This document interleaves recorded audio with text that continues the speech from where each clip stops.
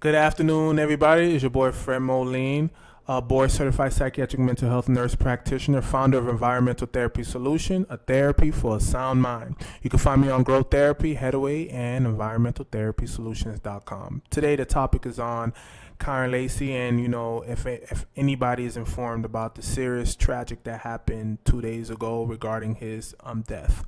Who is Kyren Lacy? He's a 24-year-old former LSU wide receiver born in Louisiana, transferred to LSU in 2022. His final season, he led the team in receptions, yards, and touchdowns. Declared for the 2025 NFL Draft, a rising star, but behind his success, he was silently struggling. What happened in the past of December 2024, he was accused of a car crash that killed a 78-year-old man. He had a court hearing that was scheduled for April 14th of this year. Just 2 days before, on April 12th, Kyren died by suicide following a police chase. His death wasn't a legal issue; it was a mental health emergency. All right, guys. My audience. What I want to touch on is how Black suicide and mental health and what we should know in our community.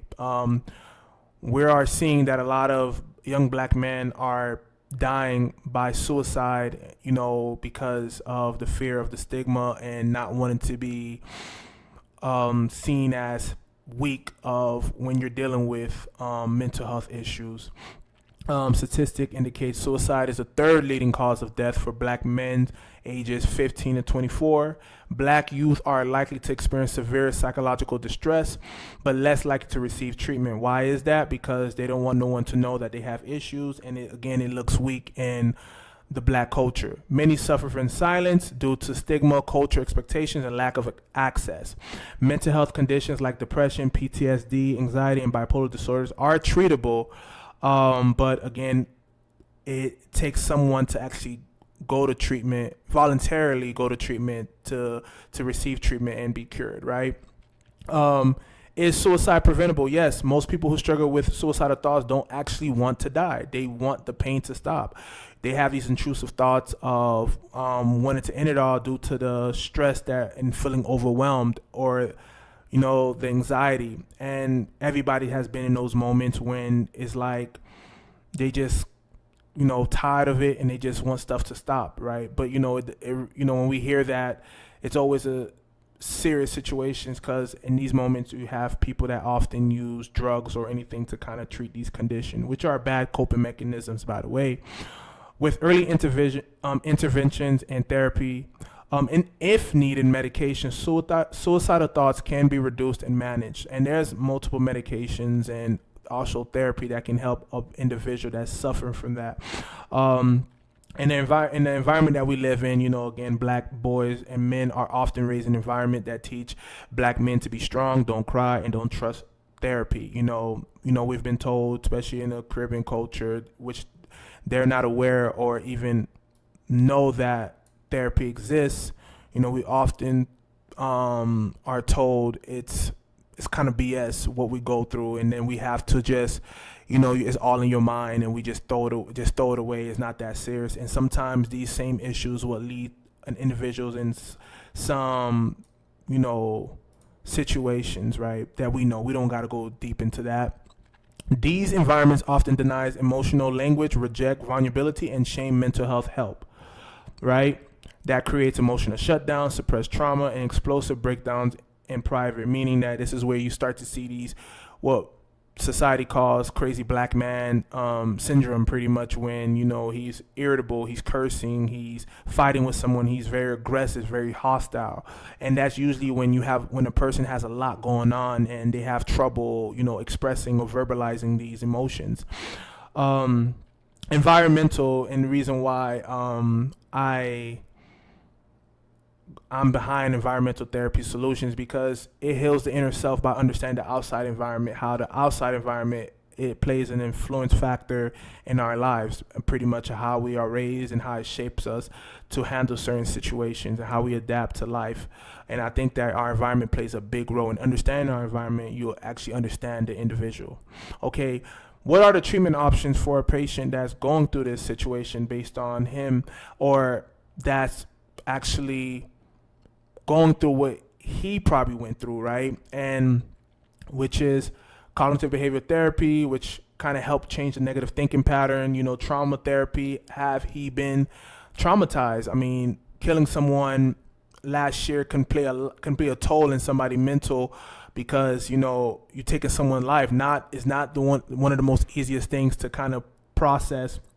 And I believe so that probably played a lot in his mind. Yes, he was doing great in football, but really think about it. A hit or run and you're taking someone's life. Not saying he's wrong or right. It's just that I want us to understand like what probably was going on his mental. You hit someone, you kill someone, you take someone's life, then there's something that you feel guilty and ashamed about that plays a lot in your mental. And I think that at that point probably needed some trauma therapy to kind of kind of like process what happened. Solution focused therapy, one of my favorites. It works well with short-term emotional goals, pretty much managing emotions. So when the situation that he had, I think prior to him leaving prior to the suicide, pretty much what can we do to have managed the emotions. Not saying his family did bad, but these are moments where we try to find solutions, and I believe probably the family did try to find solutions. But when someone is emotional and they're unstable at the moment, it's trying to avoid the individual from leaving would have been the best, because when a person is very unstable, you don't know what they're capable of doing.